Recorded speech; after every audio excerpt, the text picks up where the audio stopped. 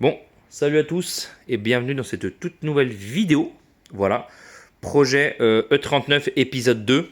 Voilà, pour rappel, hein, pour ceux qui tombent sur cette vidéo, qui n'auraient pas vu ma première, je vous inviterai à aller voir la première. Voilà, c'est une E39 pack luxe de 1999 que j'ai acheté 450 euros, oui c'est ça, avec le jaune QSHS et voiture en partie démontée, enfin au niveau de la culasse. Tout avait été démonté par un professionnel. Voilà.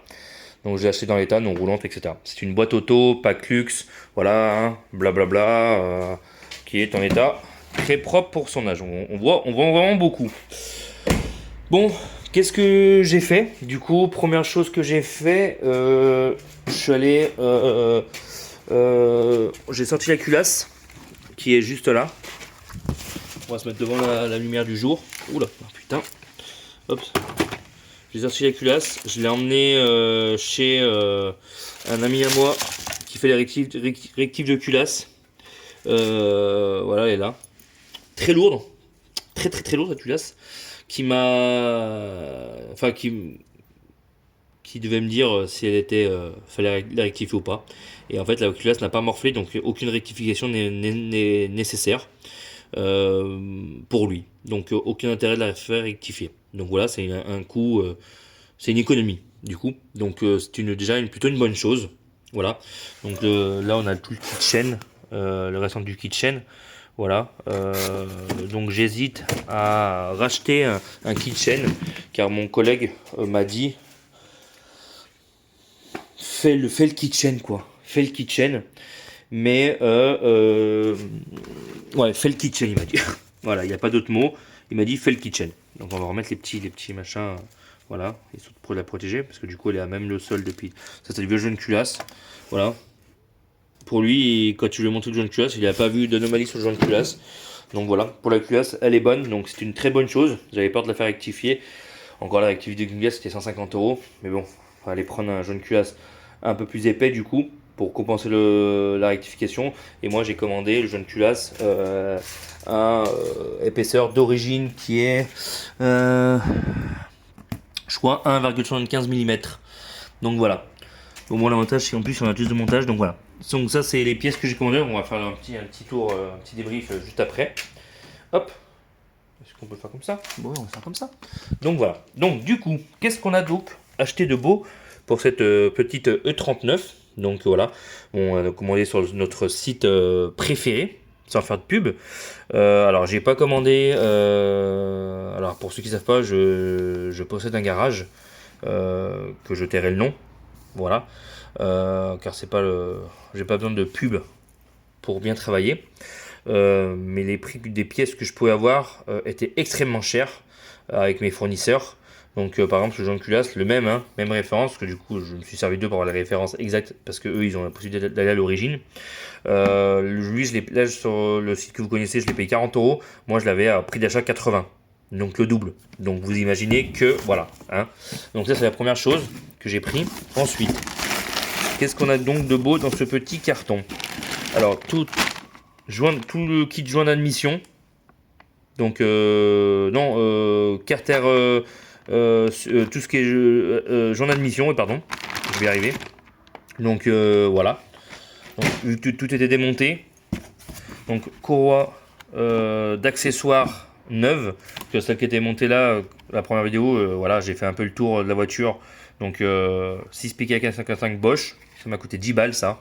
Donc c'est gratuit. Les petits joints là, ils m'ont coûté 15 euros. Ensuite, vis de culasse. J'ai tout pris du Victor Hans. Mon collègue là, qui m'a fait là, qui m'a dit par rapport à la culasse, m'a dit prends toute cette marque, c'est de la bonne qualité. Alors qu'à savoir qu'il y a deux types de vis de culasse. Hop.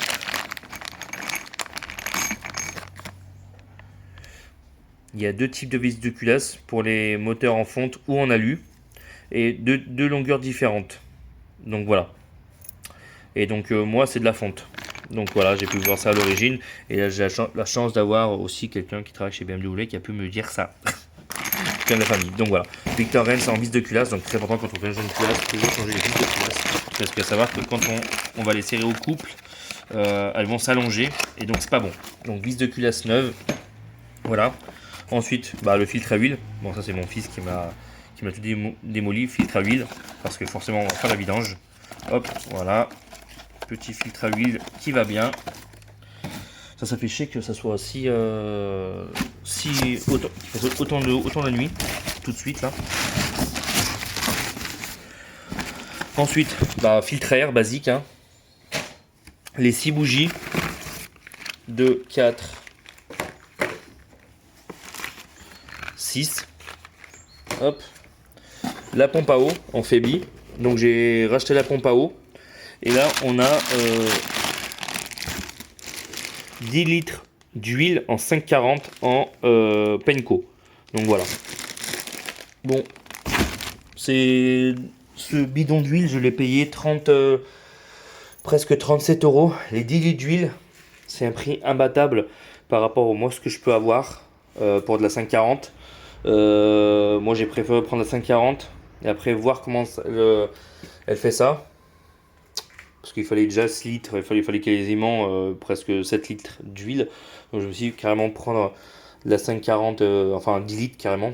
Parce qu'à 10,40, j'aurais préféré mettre le 10,40 dans le moteur, vu elle a quand même 233 000, vu l'ancienneté de la voiture, mais vu qu'on va refaire tout le moteur, enfin une bonne partie du moteur sera neuf. Donc normalement, toute étanchéité du moteur, ça devrait être bon. Voilà. Donc voilà, globalement pour tout ça, j'en ai eu pour environ 190 €. Donc c'est pas excessif. Même moi avec mes prix garage, j'en ai eu pour beaucoup plus. J'ai quand même fait la différence. Parce que j'ai dû attendre quand même une bonne semaine pour les avoir, tout ça. Donc on est sur quelque chose d'intéressant, hein, niveau rapport à qualité-prix. C'est vrai que je regrette un peu d'acheter la pompe à eau. La pompe à eau, je l'ai achetée sachant qu'elle avait déjà été changée en Continental. Bon, c'est dommage. C'est dommage malheureusement, mais bon au moins je sais que la pompe à eau, on repart sur une pompe à eau neuve. Donc pompe à eau pour rappel, hein, pompe à eau neuve, les 6 bougies, filtre à air, filtre à huile, vis de culasse, joint d'admission, joint de culasse, courroie d'accessoires et l'huile. Voilà, c'est tout ce que j'avais vu déjà pour remonter le moteur proprement. Et voilà, c'est déjà pas mal. C'est déjà pas mal. Donc pour rappel, hein, on va rouvrir la bête. Je vais vous faire. Enfin, c'est vrai que dedans ça sent le renfermé, j'aime pas ça. J'avais acheté un saumon, regardez comme elle est vraiment magnifique. Elle est vraiment en super bêta. Pour ceux qui débarquent sur la chaîne, hein. C'est vraiment. Alors je vais la faire nettoyer. Bon, le cuir, on va le rattraper. J'ai des produits d'Action qui sont très bien. On va rattraper tout ça. Ça sera très bien. Et donc aussi, j'ai fait l'inventaire. Oula, ça m'a fait peur ça. J'ai fait l'inventaire des pièces. Hop, que j'ai tout sorti. Donc là, on a la plaque sous moteur, le radiateur, les caches, la boîte à air, ouais, qui est là, des divers durées d'admission, divers plastiques. J'ai pas pris les clés. Est-ce qu'elle est ouverte, le coffre? Non, je l'ai fermé. Il y avait l'admission. Oula, regardez, il y a plein de petites bébêtes qui sont mortes. Voilà, il y a plein de petites de bébêtes, hein. Donc il y aura un gros, une fois qu'elle va démarrer et rouler. À savoir que pour ce rappel, hein, je l'ai acheté avec le contrôle technique de moins de 6 mois. Donc j'aurai plus qu'à faire ma carte grise. Donc voilà, le contrôle technique il est déjà ok. Parce qu'il l'avait passé au mois de juillet. Donc j'ai jusqu'au mois de janvier, février. Voilà, je pourrais même la faire tout de suite la carte grise en fait si je voudrais. Mais bon, on va attendre de voir. Voilà. Donc voilà globalement. Ah oui, c'était ça que je voulais vous remontrer. Le moulin. Totalement dépouillé de ses êtres. Hop. Parce qu'on peut l'ouvrir comme ça. Ouais, on peut l'ouvrir, voilà. Donc globalement, voilà les gars. La petite notice là-bas au fond. On le mettrait un bon coup de propre. Regardez la chaîne comme elle était mise. Elle a bien été... à savoir qu'elle a été aussi pigée au niveau de la boîte de vitesse. Il y a une pige à mettre au bout de la vitesse. Elle a été pigée aussi là-bas. Donc en fait elle est pigée. J'ai plus qu'à tout remonter en fait. Donc pour moi, pour rappel, c'est une première de remonter de recaler une chaîne et de remonter une culasse donc sur une BM, hein. Mais bon, les 6 cylindres ça m'a l'air d'être assez simple on va dire. Donc voilà pour l'épisode 2 les amis de cette BMW. Donc ça avance. Ça avance, ça avance. J'espère juste que ça fera pas comme la Mégane RS que vous avez déjà vu, que vous connaissez sur la chaîne, hein, que ça ne mette pas 6 mois à que ça se fasse. J'espère pas parce que j'ai envie de rouler dans cette voiture d'une de ses forces, pire que la Mégane. Hein, parce que quand je me mets au volant, ça reste BMW, ça reste. Regardez, regardez-moi ça. Encore mon siège, je l'ai pas réglé, mais regardez-moi ça. Regardez-moi cette voiture. Là, je vais la faire, une fois qu'elle sera réparée, je vais la faire nettoyer par un professionnel, un collègue à moi là, qui fait dans le detailing, il va me la rendre nickel. Surtout que le volant, là, comme vous voyez, il est juste ça en fait. Il va me la rendre nickel quoi. Donc, j'adore j'ai juste hâte de pouvoir la rerouler. Même ma femme, pour vous dire, qui n'est pas forcément adepte enfin, qui s'en fout un peu de voiture, elle m'a dit, ah ouais, pour une vieille voiture, ouais, c'est pas mal. Bon, la boiserie, là, vous voyez, elle est un peu, voilà, mais clairement, ouais. Clairement, j'ai très hâte. Donc, je vais faire en sorte que ça dure pas 107 ans pour le remontage. Mais bon, il faut du temps. Donc, vu que j'ai un business à faire tourner, j'ai une femme et j'ai des enfants aussi. Donc, ça peut être. Voilà, il y a une priorité, quoi. C'est pour ça que la Mégane, elle a quand même mis 6 mois à repartir. Hein, que j'ai mis 6 mois pour remonter de Turbo alors que je l'avais. C'est le premier truc que j'ai commandé. Donc commander les pièces c'est une chose, mais pour les monter c'est une autre. Hein. Donc il faut du temps. C'est pour ça qu'il faut que je passe vraiment du temps à étudier comment recaler la chaîne proprement sans avoir de soucis. Donc voilà. Bon bref. Dites-moi ce que vous en pensez de cet épisode. Sur ce, on se retrouve très vite pour un nouvel épisode sur la BMW 39. Sur ce, ciao bye bye les amis. À bientôt. Ciao ciao.